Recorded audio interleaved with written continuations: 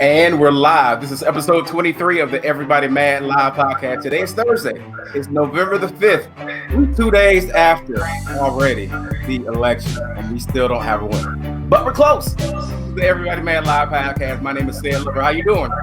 What's up, everybody? I'm Kenya Kabine, and my fingers are crossed that we can find out who's going to be the next president of the United States within the next day or two, hoping, praying. You know what? I'm looking at it. That's why I actually have the TV on, because some of the results are coming in now, so I want to kind of have them. But they say, here's the bottom line.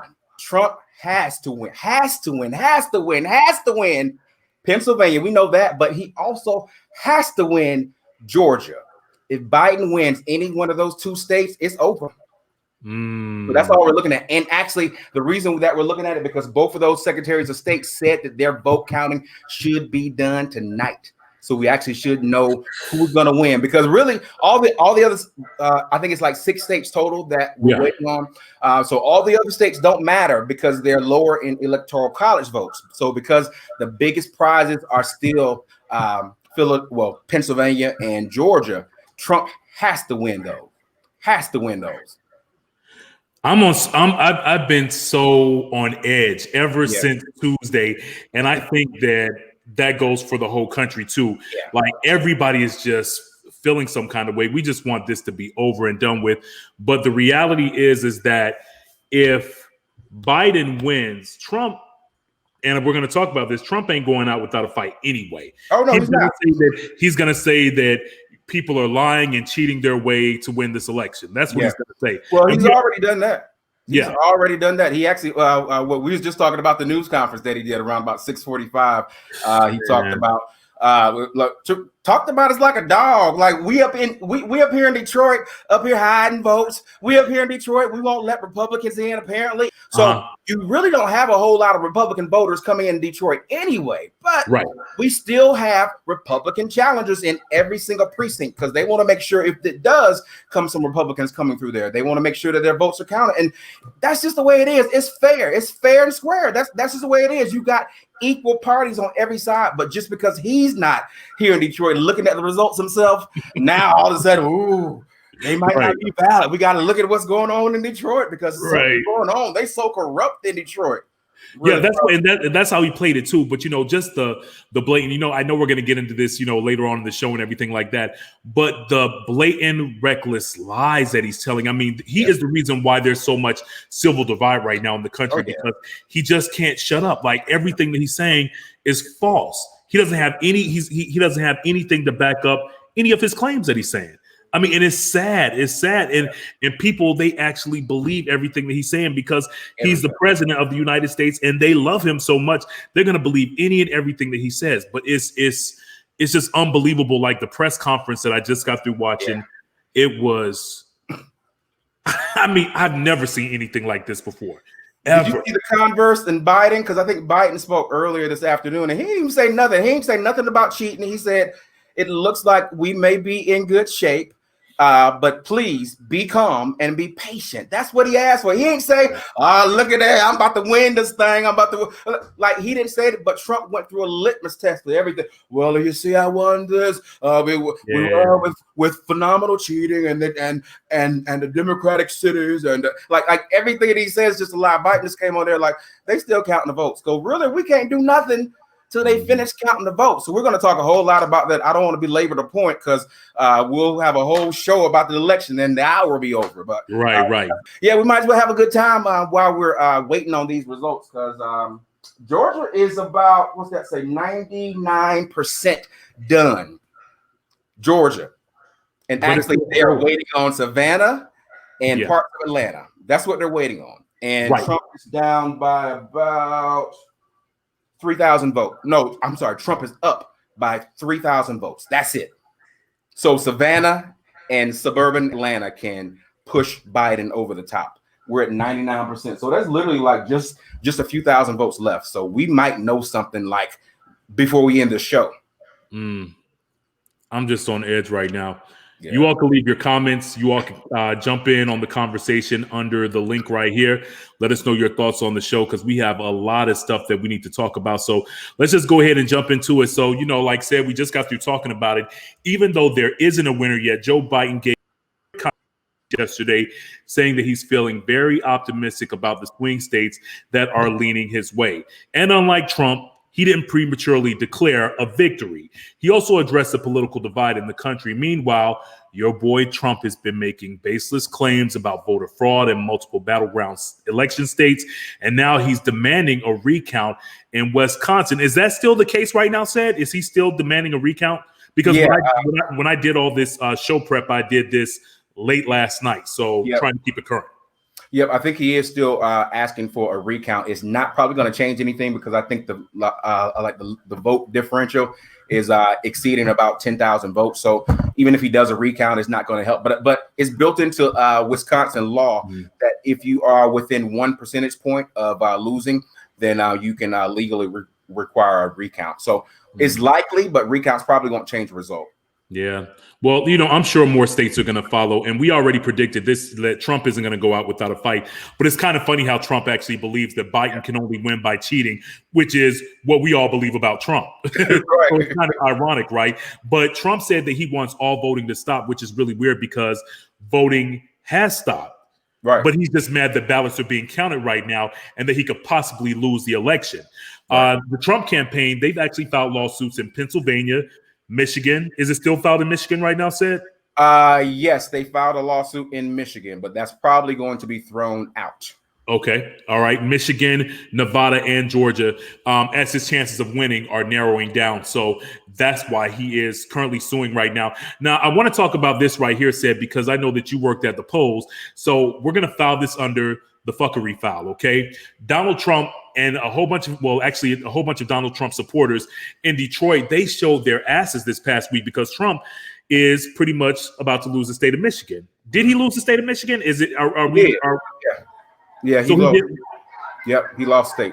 Okay, so he lost the state of Michigan. So what they were doing was they're objecting to the mail-in ballot counting process. So poll workers were trying to get an accurate count of what was going on. Meanwhile, the Trump supporters were beating on windows. They were screaming, "Stop the count," while the votes were being tallied up.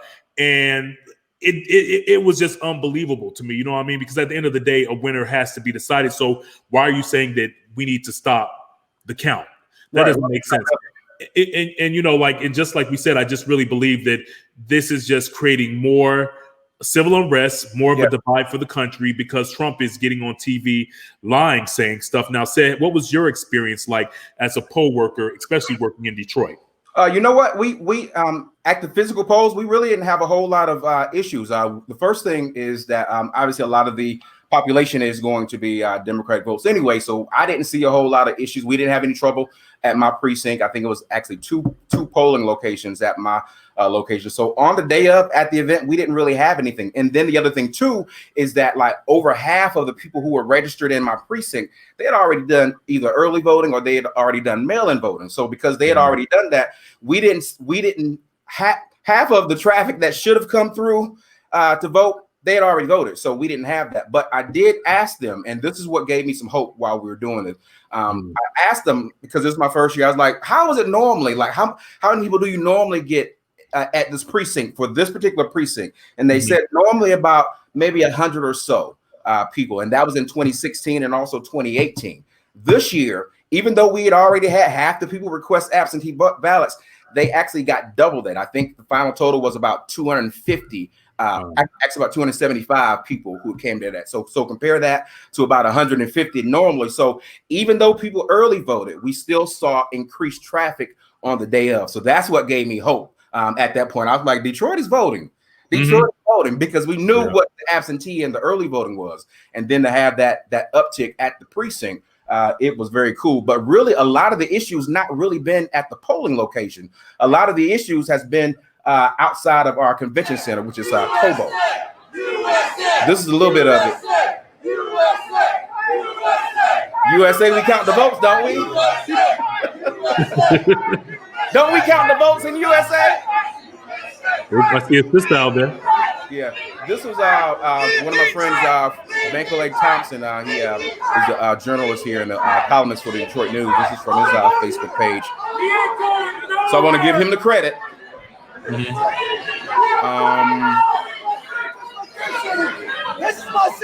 So this was actually on election. No, this was yesterday. Wow. This was yesterday. So they're trying to actually literally stop the voting from happening. So these are all Trump supporters. Now, when I posted earlier, I'm gonna try and find it. I said all these white people out here trying to get black people not to vote. But look at here. Look at here. What? She don't look white to me. Hold on. Let me see what you're talking. Hold on, because she was people to come into that building, our tax money built this building. But this is where they normally count all the ballots every election. Exactly it. But why are they not allowing people to come in and watch them count those ballots? And where do they come from? What are those ballots? They have challengers in there who are watching. They have observers in there. Standing right here at the window. They do have challenges in there. Sir, you're asking questions. She want to get up in that building. Given the number to call, and the lady gave me information to come down and short right here. She felt and thought it was needed that there would be additional people in this building to watch them count those ballots. Now, why not? I'm with the media. I went in there and I saw challenges in there. There are observers in there. Right, there are people in What's there. wrong with others going in this? So you support President Trump? Stop. Did you hear? The world is going to see a different man if Biden gets in that White House. Him and that Robert, Kamala Harris, the weed smoking. Let the world know she didn't care. How you feel about Donald Trump rules in there? Basically. Okay, that's it. I don't even want to pollute minds. I am tripping off that right there. That's kind of interesting to see an African American woman, especially an older African American woman, side for Trump, and then equate him to being godly. Right, him to being godly. The only reason they say he's God's man is because he's anti-abortion. That's it.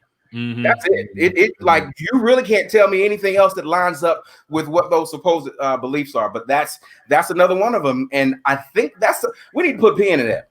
We need to put a pin in black people, because the other thing that was cool, even though we're looking good, we're still looking good as far as Biden pulling it out or whatever. We got to put a pin in the black people who decided that it was okay to be able to support Donald Trump. Now it's cool. Now. I'm not anti-Republican. I don't mind Republican issues because I do like the balance. Like sometimes you need other ideas to be yours. So I don't mind people being Republican or Democrat or whatever like that. It's just Trump because he ain't no Republican. He was a Democrat before he even started that. The only reason he ran as Republican because they were stupid enough to allow him to progress through their process. That's why. So look, he hasn't been a Republican as long as he's been in this office. He spent money. Republicans don't like to spend money. He's done things with government, like everything that he's done has been stuff that Republicans don't do. So he's not a Republican. So that's not why they vote for him. It's something strange. So I think we need to have a deeper dive into that. Not only just the black people who support Trump, and then they give this one ancillary reason without any sort of feedback, whether it's the rappers or whether it's people like young lady Juanita Bynum, mama, or whoever. We need to put a pin in that because I don't understand what's happening with black people, with some black people.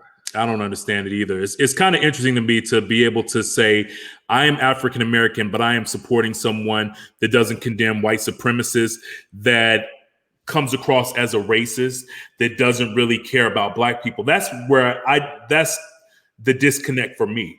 Yeah. Now, if somebody could break it down for me, I'm always willing to listen. You know what I mean? And I think that what we need to do is, because I do know some people that are Trump supporters, I don't know if they're willing to go publicly on this platform to discuss it, but I would like to bring them on the podcast to just really find out their rhetoric and why do they support someone like that. I know someone in my family that does, you know what I mean? So I'm just, but then a lot of black people aren't going to publicly admit to it either. You know what I mean? So that needs to be something that we do need to put a pin in it. And it does need to be addressed just so we can understand, you know what I mean? and have a civil conversation. You know, we're not going to be screaming or yelling back and forth, but I just really want to know, like, how is it that you can support someone that doesn't support us as people? Right. Because at the end of the day, we're all trying to progress toward the same way. We all want better for our community. That's it. Yeah. And regardless of what way we take to get there, you know what I'm saying? Like, we all need to just work together towards that. So after this, like, you know what I'm saying? Like, well, I ain't worried about white people at this point. Like, we all know that most white people, they're not for us. So we just need to focus on us. We're gonna focus on us, and if they kind of wean in a little bit and they show themselves to be worthy of and being at the cookout, then okay. But like, until further notice, I'm blackity black. Okay. Unapologetically black. Period. Yeah, that's how we got to be. Well, you know, it's kind of interesting because really what's been going on with all of this civil unrest and divide is that the Trump supporters are really turning up. Case in point, the FBI is now investigating an incident that went down in Texas last Friday where Trump supporters allegedly harassed a Biden-Harris campaign bus. Now, reportedly, vehicles with Trump signs and flags surrounded the Biden-Harris bus and tried to slow the bus down and run it off the road. Thankfully, no one was hurt. Police were called, but Trump did not condemn the actions of his supporters like a good president should do. Like what he did, like really, he actually gave them a shout out on Twitter and said that he loves the state of Texas because of what they did. And then, of course, he was saying that this story that I just told you is completely false. It's untrue. But of course, there's receipts all online, all over the internet. Everybody can see what's going on. Here it is right here. Yep, roll that beautiful beam footage, said Lover. Mm-hmm. All that. So we and that's what people need to know. We don't just make up stuff. We just looking at what we see, and we're just responding with common sense. Just two black dudes just talking about what we see, and it's clear. And it's clear because if anybody, like, say Black Lives Matter was following Trump or something like that, they'll be in jail right now. But look at this, and then you'll see part of it where that black truck tries to ram off the white truck off the road. So, like, you got that, and then you also have some points where you see Marco Rubio was talking about it, and like he was like, oh yeah, we do that in Florida too. So, yeah, that's what y'all do. That's what y'all do. Like, y'all don't want campaigners to come to there to campaign, so y'all gonna try and run the bus, and that got Biden and Kamala name on it. So my thing is, like, what if they was on there? Because well, normally, like, they'll be driving in Secret Service detail, so they probably won't be on the bus. However, they got staff people who are on the bus. It could be family members on that bus. You don't know who's on that bus, and I think they said some of the Texas delegation who are a part of the Texas lawmakers, they were on there. So there were some politicians, some sitting politicians on that bus.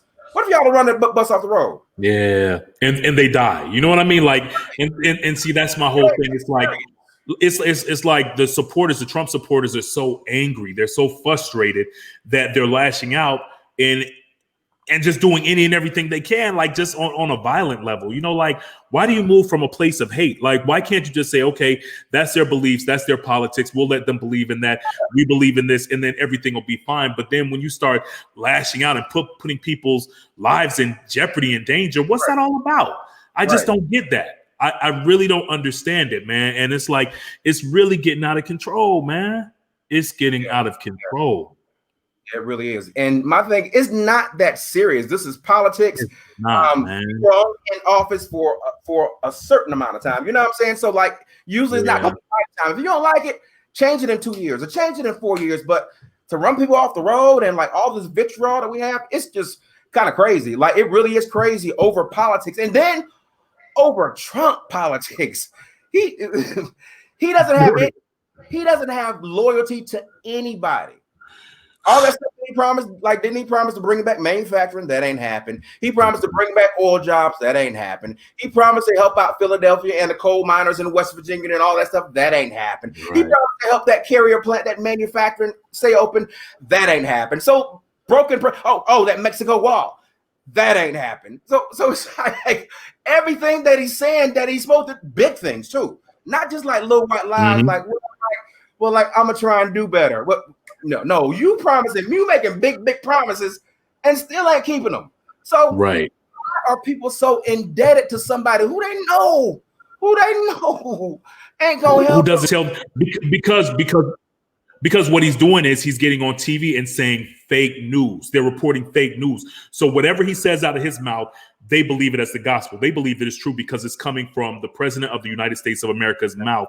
And when he gets on TV and when he says, don't believe your news outlets, don't believe CNN and all this kind of stuff, a CNN, which is a reputable, credible news outlet for all these years, people actually believe him. And so they believe that they are giving out fake news, and it's so not true.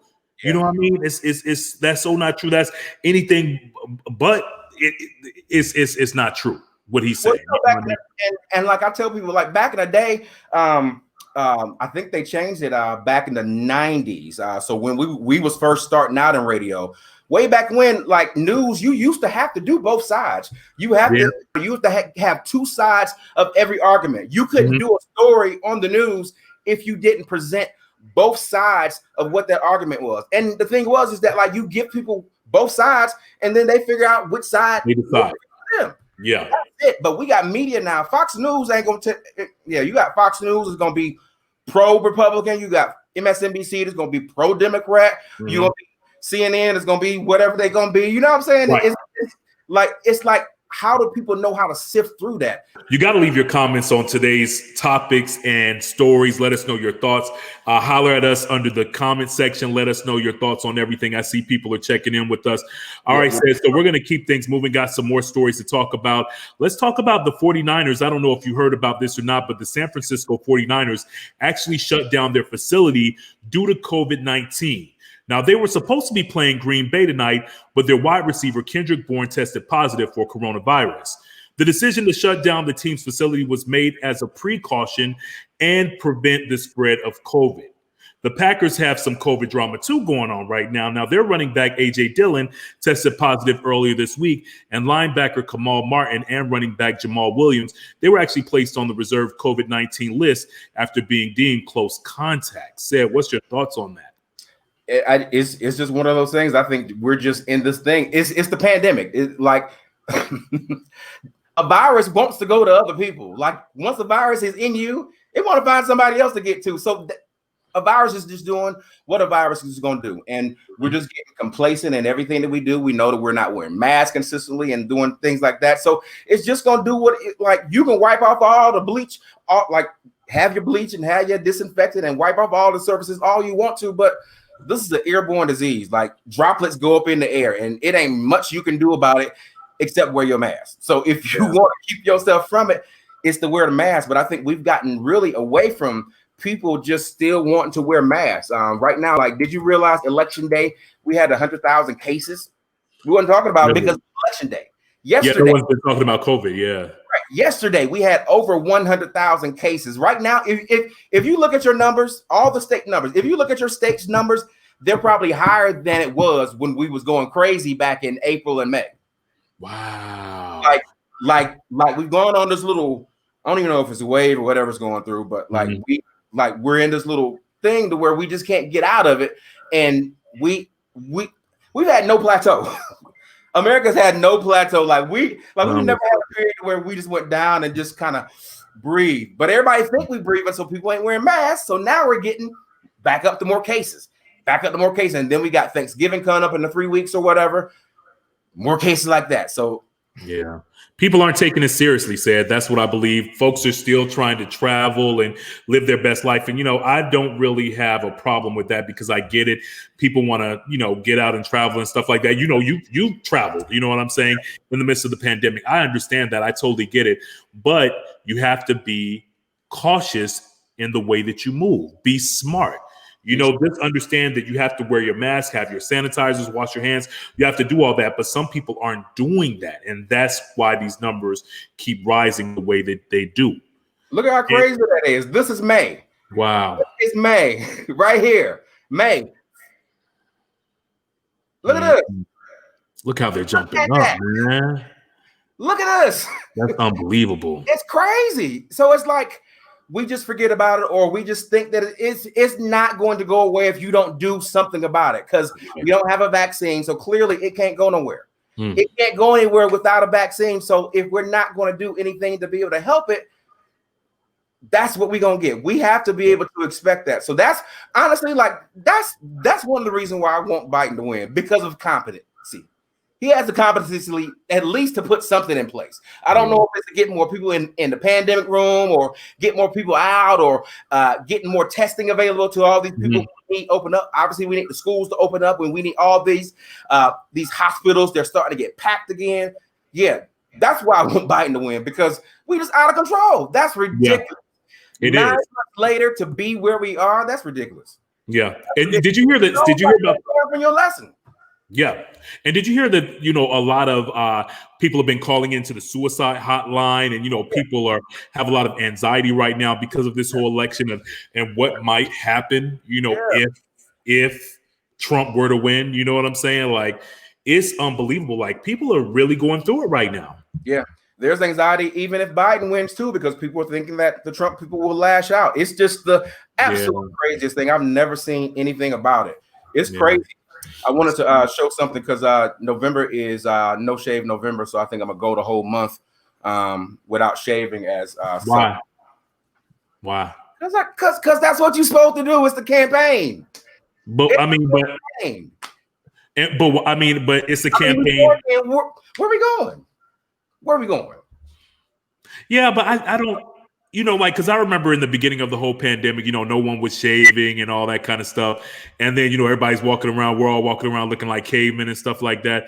But after a while, I was like, man, I got to be clean. You know what I'm saying? Like, but I don't like when you have good enough self-esteem, like you don't really care about what your hair look like and all that stuff like that. So it don't matter. Really? At the end of the day, like, your face is the moneymaker. So. But how can your face be the moneymaker when you got taco meat on it? But if you have that beauty, it exudes beyond. Does it? Yeah. You sure? Yeah, you need to get up. You need to go closer. You need to come closer to the camera. Please don't do that. Y'all know we love talking shit on the Everybody Mad podcast. Now, don't get it twisted. Leave your comments. Shout out to my boy Wayne checking in from LA. All right, so some more stories that we definitely want to talk about. Let's see, marijuana. Okay, let's talk about this right here. 5 states actually voted yes to now legalize marijuana for both recreational and medical use. In New Jersey and Arizona, recreational weed is now legal. In South Dakota, voters approved marijuana for medical use. Mississippi actually voted for an initiative to establish a medical marijuana program for patients with debilitating conditions. Montana approved 2 initiatives to legalize, regulate, and tax recreational weed for adults 21 and older. And Oregon took it to a whole nother level, voting to decriminalize possession of small amounts of cocaine, heroin, Oxycontin, and meth. Now, to clarify, this doesn't mean hard drugs are now suddenly legal. This means punishment for possession will no longer be jail time for certain amounts of possession. Now, the new laws will allow more funding to go to rehabilitation and education instead of criminalization for drugs, which I feel like that's good. I feel like, but when I saw like meth and heroin, I'm like, damn, like. Right. And look, you can tell I'm from the 90s heroin. Instead of saying heroin, in the 90s, all the rappers said heroin, nigga, but what's the other 90s term? Crack cocaine? Crack cocaine. Or not just cocaine, but it's crack cocaine. Crack cocaine. Cocaine say she love you, but she really don't. That's some ATL stuff right there. Y'all know about that. But nah, we don't. So save that for the next podcast. Okay, I'll do that. Maybe. Anyway, leave your comments. Let us know your thoughts on what we're talking about. Hey, Sid. Yeah. Did you hear about your boy? Well, first of all, whoa. Let me get back to this weed thing, because a lot of Republicans are saying, this is why they don't want the Democrats to win and stuff, because they're going to legalize marijuana. What's your thoughts on that? Well, and like the young lady, well, not the young lady, but the young lady that we played earlier from Detroit. That was one of her comments. That's why she said about Kamala. Kamala. She smoked that and inhaled. Like, she was talking about a little response to her marijuana use and things like that. Right. So you got a certain segment of the I guess lack of a better word, the black evangelicals, the black church folks who are super churchy and are real into that. So they're into that. But my thing is like, you got people who have lost their lives over marijuana. Like they can't get a job still to this day because they did something as a teenager with marijuana. So right. For something that now is being used for medicinal purposes, because we've been using marijuana for medicinal purposes since the 80s. So you got 30, almost 40 years of being used for medicinal purposes. That's justifiable. So it's not crack, it's not cocaine, it's not alcohol. It's something that helps you out and it's proven. So like it's time that we kind of change that. Number one, we got to change how we think about it. But two, you got all these people who are still in jail right now for something that they did. And then now we know that once you get caught up in that system, you're kind of in that vortex. You can't get out of that system because that follows you. Even though you've finished your time, even though you've completed your probation, you're on parole, you have you're free and clear. You don't have anything, you ain't checking in with no PO or anything, but it's still on your record. You know?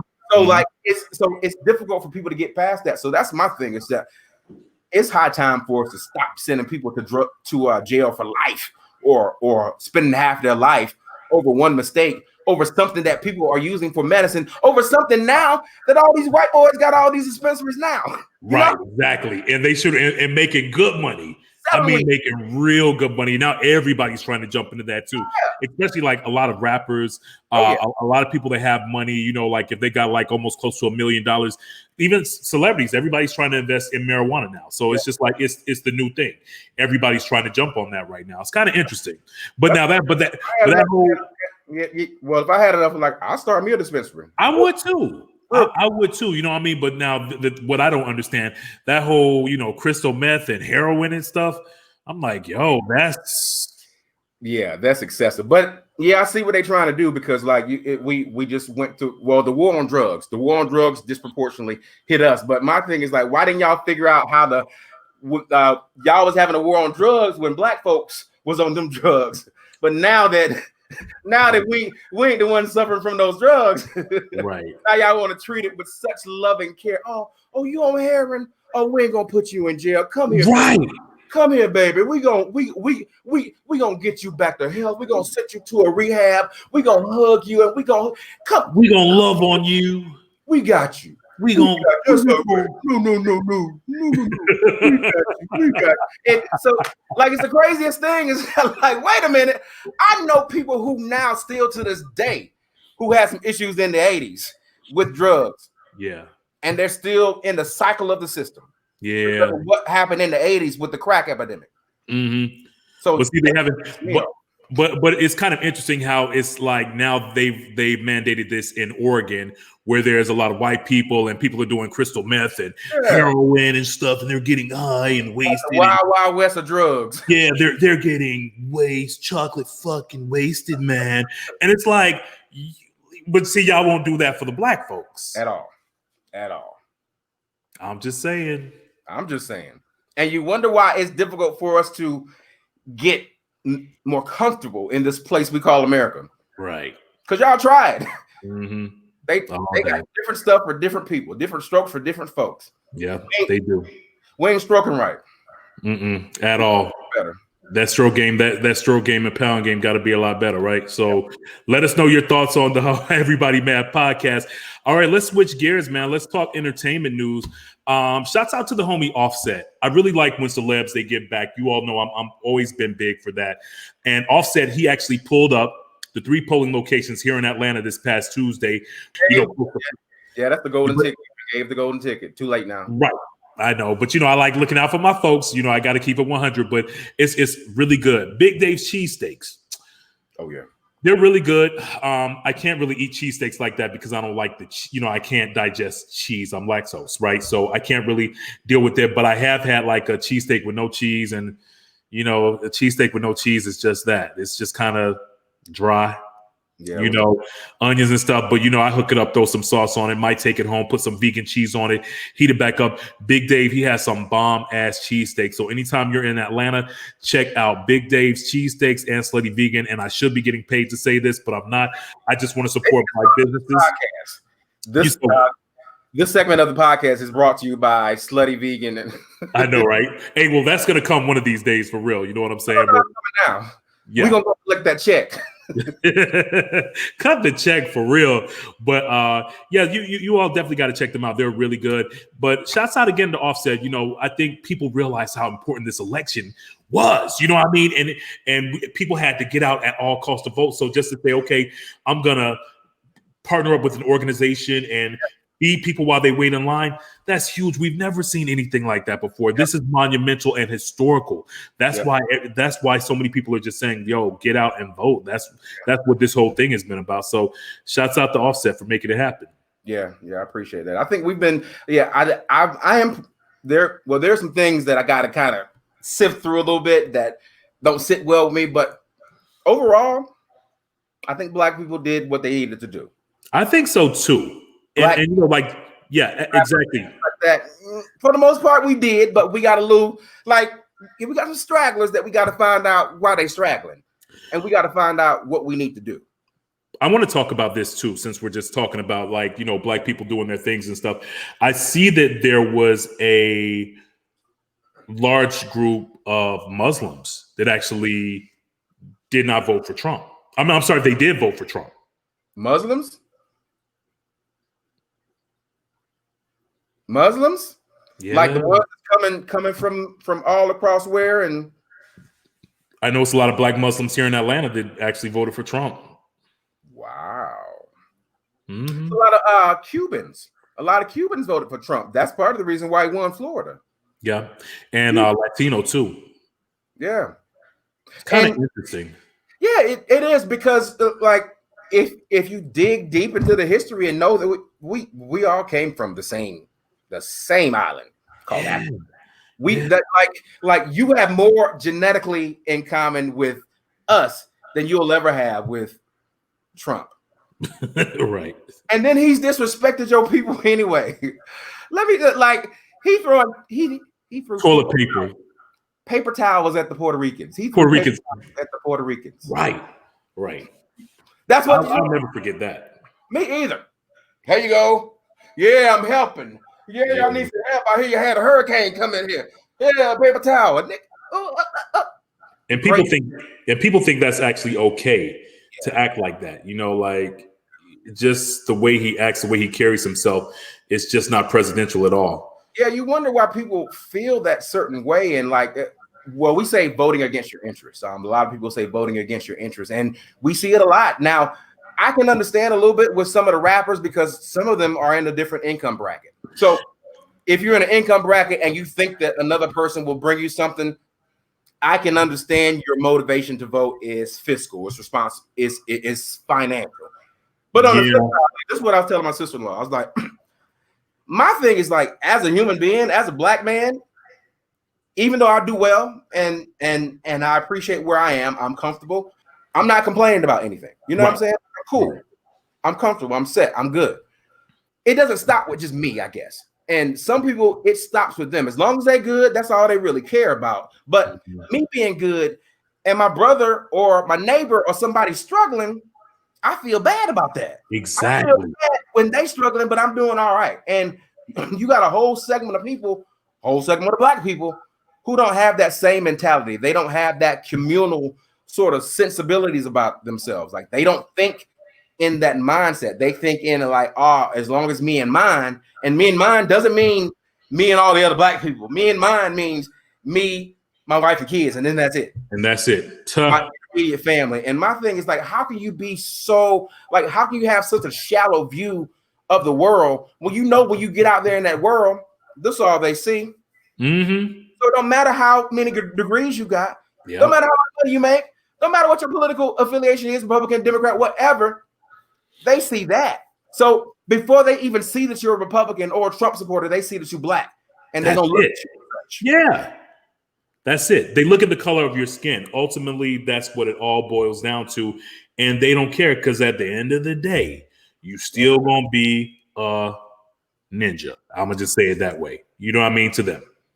That's how I look at it. That's just me, and that's just my opinion. But that's how they're gonna look at you regardless. Even if you're going to be at a Trump rally screaming and, you know, chanting and all this kind of stuff and make America great again and stuff like that, they still going to look at you. They're not going to look at you like, oh, he's not like them. He's different. No, they're going to look at you like you's a ninja.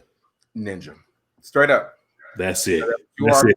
So it's just kind of funny that you just talked about that, because when that picture of Lil Wayne came out last week with Trump, everybody was like, what? It just, in the picture, just looked so awkward, man. Like the picture of them together, it was like a hostage situation.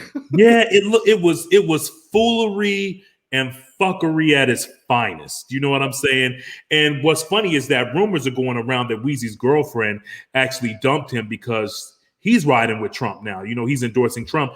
But Weezy actually isn't the only rapper that loves 45. Trump brought Lil Pump on stage Monday night at his final campaign stop in Grand Rapids, and Trump, let's call him Clump. He's Clump, right? But right. Trump clearly has no connection with Lil Pump because he called him Lil Pimp as he brought him out to the stage, which kind of just shows you, it was just like a last minute ditch effort to pull in more people, pull in that younger generation. Right. But it's just like, I get exactly what you said, that these are people that have millions of dollars and they're in that tax bracket where Trump actually looks out for people over a certain tax bracket, right? But it's like, at some point you need to care about the people like your fans, like your fan base. They're not in the tax bracket at all. You know what I'm saying? So it's like, how does that make you look? And I'm thinking Wayne and Lil Pump, they don't have people around them that tell them this. That look, man, like this isn't your fan base right here. Like you all need to just don't even, because you're not even on that whole political vibe. You know what I mean? So don't even mention anything about politics.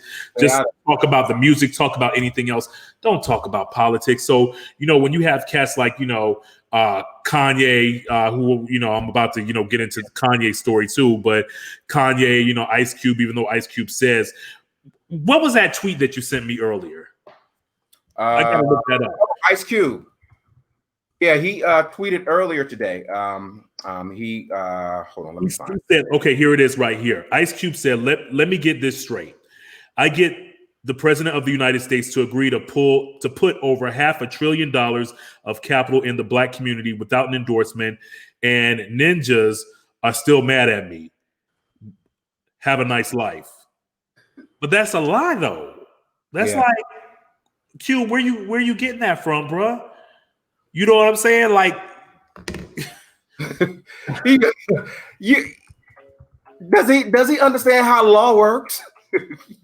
It ain't no commitment until them checks coming out. It ain't no commitment until until bills are signed. Like people have to literally sign stuff. A commitment? No, that's not a commitment, baby. It's not a commitment. Trump wrote down some ideas and then bullet pointed some things on 2 sheets of paper. Yeah, that's not legally binding. And then even if it's legally binding, do you know Trump got 3,500 people who said, you know what, he ain't paid me yet either. He got 3,500 instances of people saying that, hey, he ain't paid me for contract work. Hey, I was an employee. He ain't paid me. Hey, I did his wedding. Hey, 3,500 people, 3,000 people. You think you got a deal? It's amazing to me, like how people believe the BS. You know what I mean? Like I don't know where it's coming from. I don't get it. I don't get it. Yeah. And right now, like when I saw that, I was like, yo, it's time to go ahead and cancel Ice Cube. Lil Wayne should have been canceled a long time ago for some of the bullshit that he's done in the past. You know what I'm saying? Like for some of the stuff that he said, Lil Wayne should have been canceled. The black community should have canceled him. So, Lil Wayne is Lil Wayne. You know what I'm saying? Sorry, Regine, because we love Regine, but I'm sorry, your dad, he's canceled.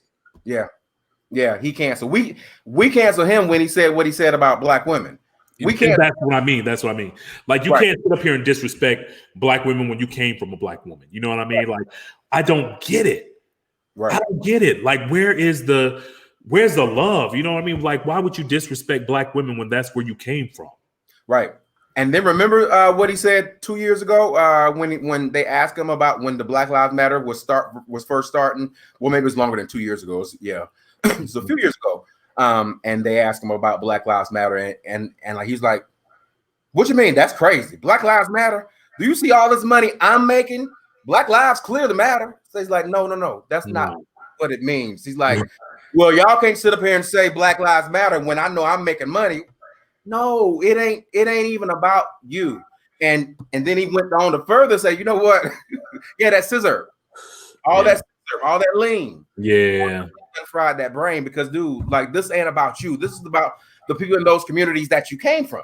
This is about the people in those communities that buy your concert tickets and support you through streaming your downloads and all that. That's about these people, because oftentimes the music is the only escape that they have from their reality. They got the money to escape being black.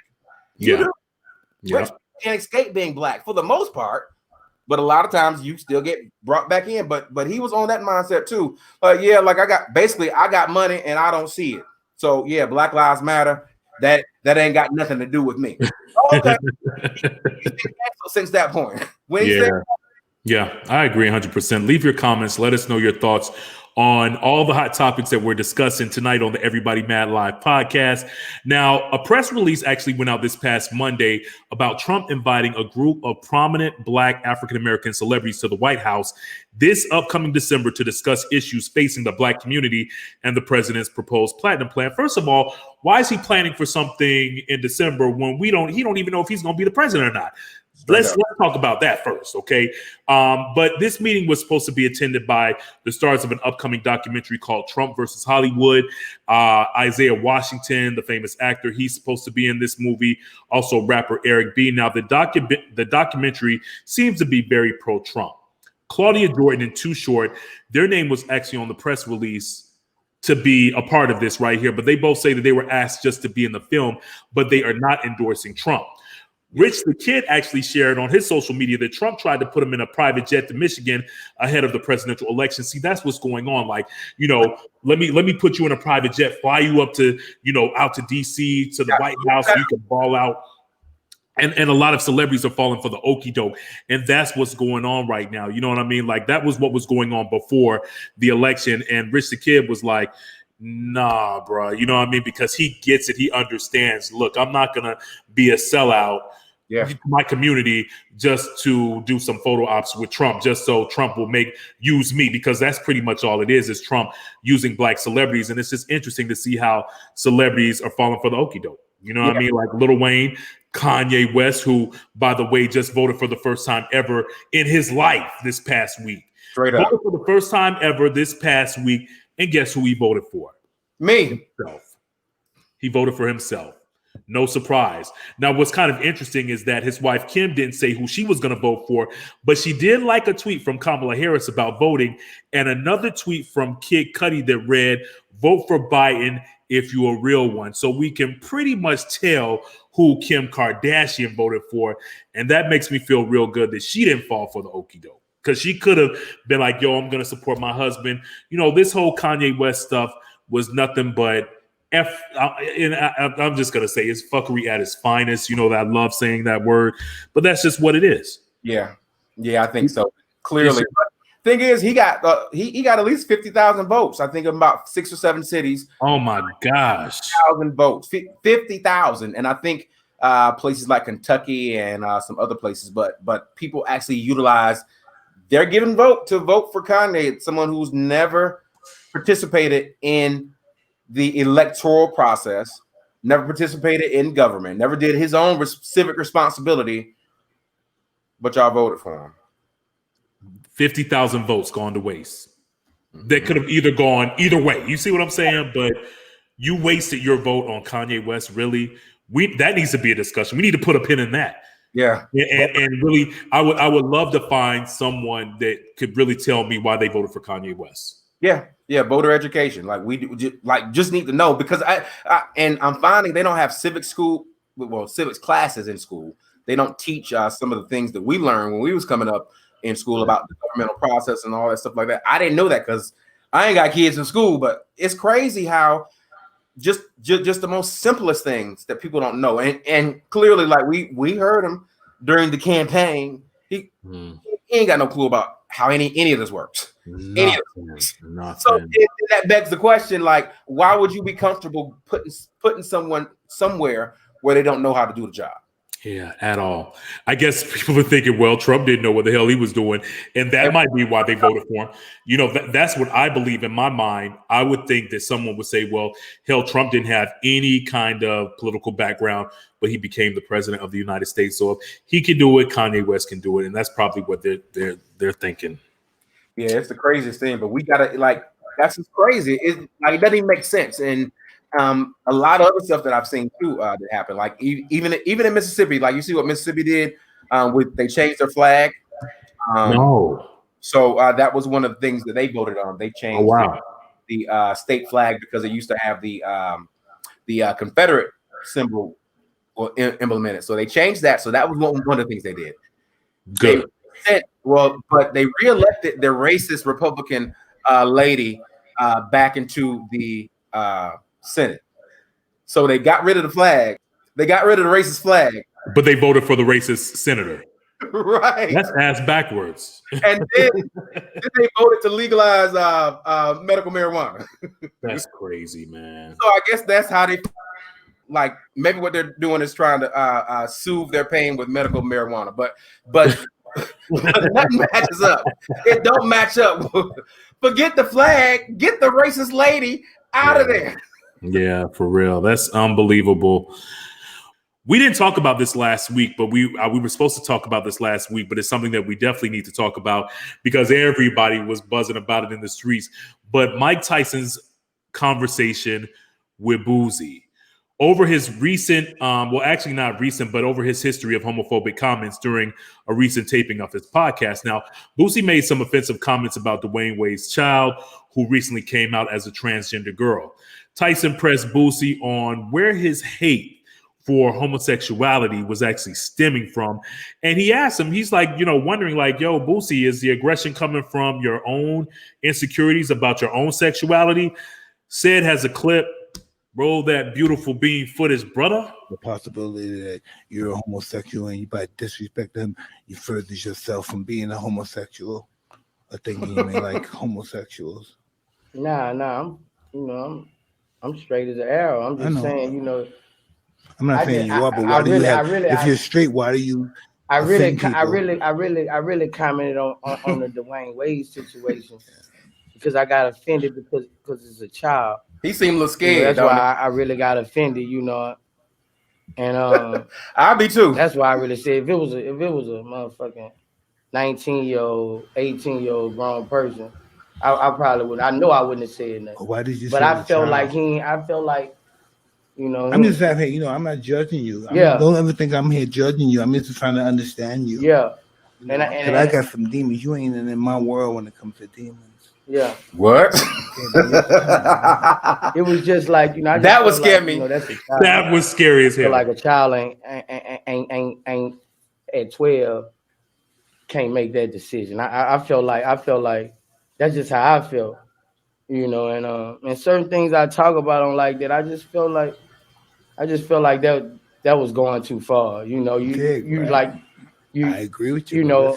You calling him or her, like that's just going too far. At 12 years, always like. What? Check this out. I agree with you 100%, right? I agree with you, right? I agree with you. But check this out. Who the fuck am I to say anything? We can't, what I think don't mean a motherfucking thing. You know what I mean? But I got a big ego. I think I'm somebody that can help the world because I'm Mike Tyson. You know what I mean? I created this fucking image of I ain't Mike Tyson, who I am, whatever people think I am. But I know I put some scary shit out there. I know it's out there, because I'm afraid. That's what kind of we have to know what we really are. Let me tell you something. First of all, Mike Tyson is and will always be a savage to sit up here and ask the questions that he did. Because when he was like, "Yo, are you a homosexual?" Like, it was like, and Boosie was like, "Nah," but you could tell he kind of got scared. But I like the way Mike Tyson handled it because he's like, really, his whole stance is, "Yo, like, it doesn't matter what you think. Like, let people live." You know what I'm saying? Yeah. Like, first of all, you're a grown ass man. You shouldn't be commenting on another man's child. This is a 12-year-old kid. You know what I mean? But then, you know, he's trying to really get to the bottom, like, yo, where does this come from? Because if you all pull up the whole interview, which is available right now on YouTube, you'll see that Tyson was just really trying to, like, from a psychological standpoint, really just trying to find out where does that hate come from? Like, why aren't you moving from a place of love? Like, yo, if that's what the kid wants to do, let him do it. Yeah, it might be a little bit too young, but guess what? It doesn't matter. Like, it doesn't matter what he thinks, I think, or anybody thinks. It's Dwayne Wade's child. It's Dwayne Wade's son's daughter's choice to do whatever he wants to do. So who are you to judge? Right. And that's the whole point of it. And Mike Tyson, in my opinion, really handled that flawlessly. I was like, wow, like, he just and Boosie, I think he really understood even after the conversation, was like, yo, like, I've been saying some really, you know, foul stuff. And I need to really chill. I need to, like, just, you know, stay quiet on certain issues that I don't know nothing about, you know, until you become educated, then you can really comment. And when I say educated, until you become knowledgeable on a certain topic, then you can talk about it. But, you know, Boosie also said something like, you know, to be clear, Boosie's tour manager, he was like, you know, my tour manager is gay, you know, I don't have an issue, but, you know, I just didn't like what I saw. But still, you know, sometimes you don't need to really comment on certain things, you know. It's that person's life, and I think the world would be so much better if people just mind their own business. Yeah, whether it's racist or whether it's Boosie, mind your own business, mind the business that pays you, and that's really all you got to do. Is like it, like, and that's the place where I've kind of always been. Like even in this political thing, like when I can't understand stuff or whatever, that's you. That's you. So, like, I think we'll be a whole lot better if we just mind our business. But I bet you Boosie won't say nothing homophobic never again. Never again. And what's interesting is that Mike Tyson's daughter actually was the reason why that whole conversation came up, because she didn't like what Boosie had to say about Dwayne Wade's son. And she flew from New York to LA to confront him on that podcast. She was actually going to confront him. And Mike Tyson was like, yo, you know, I don't want you to do this because it might go left. So, you know, I'm gonna go right on Boosie. Right. And so, you know, so she was like lit, you know, she was like, you know, I'm not scared of him. I'm gonna say what I need to say. But she was offended by Boosie's comments. She just thought that what he said was wrong. And a lot of people, you know, really, because, you know, Boosie always just flips off at his mouth. Like, he just says stuff sometimes, and it has you scratching your head like, what? And even like in the interview, Boosie was like, you know, my mom even tells me, Boosie, sometimes you just need to shut up. Don't say anything. Just be quiet. You know what I mean? Like, I understand we live in a very opinionated world with social media and stuff like that. But everybody don't need your opinion. Everybody don't need your opinion. Sometimes it's just better left said in the house with keep your thoughts. Like I said, like with these racist people running around here, these Trump supporters being so violent and aggressive and everything, just keep that at the house. Why do you have to go public with it? You can think that all day. Just keep that shit in your own house. Leave me alone. Because I'm telling you, if you run up on me, you're gonna catch it for real. You ain't gonna get what you want. You ain't gonna get what you want. You run up on me. Straight up. So let us know your comments. Got a couple more stories to talk about before we close everything out. Lamar Odom's fiance, Sabrina, actually called off their engagement. Oh. Yeah, she said that Lamar has some things that he needs to work on. And she said that she's no longer able to stand by his side while he seeks the help that he so desperately needs. Now, she's probably referring to Lamar's struggle with substance abuse. Now, if you can recall, he almost died from an overdose back in 2015. Now, when he announced that he was gonna, get engaged to this young lady right here, I was like, yo, this is gonna be some BS right here, because he only knew her for 3 months. He didn't even really know her like that. You know what I mean? So when you say, okay, like I just met this girl, we're vibing and everything like that, I want to marry her, and he only knew her for 3 months. Yeah, I knew that shit wasn't gonna last, because Lamar got a lot of demons that he really needs to work through. And my prayers are with him, because I can only imagine, man, he's been through so much. He seems like he's a really good dude. He just has a lot of issues that probably stem from his childhood. So my prayers are with Lamar Odom. He got some issues from that Kardashian curse too. I don't care what nobody say. Like they put some roots on you or something. All black man, boy. You see what's the dude Reggie got out of it though? Oh yeah, yeah. Reggie, but he the only one. Yep, he is the only one. Got out. Yep, he got out. Another breakup that just went down. Erica Mena and Safari Samuels. Now it's kind of funny because even though last month they had their 1-year wedding anniversary, and earlier this year they welcomed a brand new baby girl into the world, they announced that they are divorcing. Now this is something that I definitely saw coming too, because I don't even know why they got married. Yeah, I felt like it was just more for the cameras of Love and Hip Hop. Like I just felt like it was just more for the stunt and everything like that. But that's what Safari posted on his Instagram right there, divorce court. Because both of them, and you can tell, like they're like, I don't watch every single reality show, but I know enough. I watch enough of them to know that both of them come from two different casts. Of the Love and Hip Hop series. I think Safari did New York and LA, and Erica did Miami and New York or something like that. She did some of Atlanta, like she bounces all around. And when she bounces from show to show, she ends up hooking up with somebody from the show. All the time. So it was like crazy. It's like, you married her? Yeah. Like they both got bodies, like we all know that Safari used to kick it with Nicki Minaj, and Erica has been with Rich Dollars and Bow Wow, and what's the dude's name? Raul from Terror Squad and Sin Santana. So, even Sin Santana. So, and she's she's a known bisexual. Everybody knows that Erica likes both men and women. That's neither here nor there. I'm just saying, like, they both got bodies, but I just feel like, you're young, you got money and fame and all this kind of stuff. So you're not really ready for that whole marriage thing, like for mutual, for nuptials. I just don't think that that's a good look. Finally, one last story, and a sad story to report. The baby. When I say the baby, I'm talking about the baby from North Carolina. His older brother, Glenn Johnson, committed suicide this past Tuesday up in Charlotte. Glenn actually posted a video of himself in a car with a gun, and he was visibly upset. He was crying. And in the video, he was saying that he had been wronged by a lot of people in the past. And not long afterwards, Glenn actually shot himself in the head and died.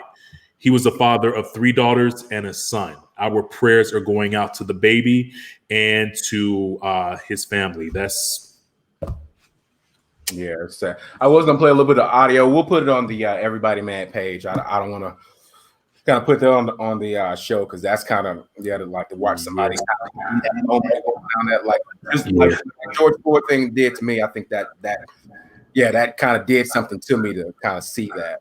Yeah, let's start. I'm gonna do that. All right. So this whole No Shave November, I mean, this is for men's health. So this men's health awareness. And that's basically it. And because a lot of men, like, we don't really talk about health as men. And we can see it, like, women live 5 years longer than us. Women live to be about 82. Men live to be about 76, 77 years old or whatever. So we die in our 70s, women die in their 80s or whatever. And that's because we don't do a lot of things. So they got a whole new thing with what you need to do by the decade. So they say in your 20s, you need to start getting yourself regular checkups and all that good stuff. Yeah. And then when you're in your 30s, like that's when you start getting your screenings, all your stuff like that. But in your 40s is when it starts to really, really hit home. You got to get those screenings because you got to think about prostate. So you got to get prostate. You got to test for testicular cancer and stuff like that. And then you also need to be doing your regular annual checks because those are the things that's going to be able to check out for diabetes or high cholesterol or issues with blood pressure and things like that. And we all know how those comorbid disease cause some other issues in your body. And then too, I will say that I am I'm a witness for early detection and actually doing a annual checkup because had I not done an annual checkup in 2014, I would have never known that I had pre-diabetes. So in that way, I would have still kept eating like I was eating, kept doing like I was doing, and it probably would have gotten worse. But because I got it checked out when I first found about it, and then I was able to clear myself of it. So I was able to cure myself of that pre-diabetes diagnosis. But that's only because I knew. If I didn't know, I still would have been eating carbs. I still would have been drinking pop. I still would have been doing all the stuff that I shouldn't be doing. So I think it's something we need to do. So I got some doctor friends that want to come on the show all this month. So we'll get some people to go on. So if you got some questions about it, because I know we don't talk about it. We need to, but we don't. Yeah. So, what are some of the screenings when you become now when you're over 50? What are some of the screenings said since you're over 50? I'm not over 50, but if you're trying to find out for yourself, you want to screen for cholesterol every 5 years. And well, I'm not 50 yet, so I'm just asking because I thought that you were over 50. No, I was in middle school when you graduated high school. How would you equate that? How would you equate that to 50? I'm just saying, bro. How would you equate that to 50? Well, I will say this. I will try the no shave challenge thing that we're doing just to, help promote Men's Health Awareness Month. And if I'm not able to push through, I'll just make sure that we just promote it more on the show. At least, yeah, like, and that's all we need to do. They say we just need to remind people so people can start getting checkups and things like that. And then what we can do is we can have some guests on. So even if we fall off, because I've been thinking about it too. Hold on, let's do a close up to see, because I kind of already started. I haven't shaved at all this whole month. My gray. See mine over there. Yeah. So we'll see. It's already the 5th, so I don't know if I can make it to the 30th of November, but we'll see. But yeah, we'll do stuff like this, and we'll have some guests on to be able to share what's going on. I was trying to see. Yeah, where are we right now, man? Because Georgia was so close. 2,500 votes separate them. 99% of the vote is in Georgia. 500 votes. 2,500 votes. 2,500 votes. So it's still possible. The gap is closing. Every time they get a new drop of votes that are counted, it drops. So we might find out today. Yeah, we might find out before midnight, because Georgia said that they are close to finishing their votes. Pennsylvania said that they may also finish too. So we're watching those. Nothing yet officially, but it's so close. Man, it's so close. People follow Everybody Mad podcast on Instagram and Facebook, and we'll keep you all updated on what's going on. If you don't want to watch the news and you just want to check in, we'll be posting on our social media throughout the evening, so you all can just check out what's going on. And also continue to follow us too. I'm at Kenya Kabine 1 on Facebook and Kenya Kabine on all of my other social media platforms.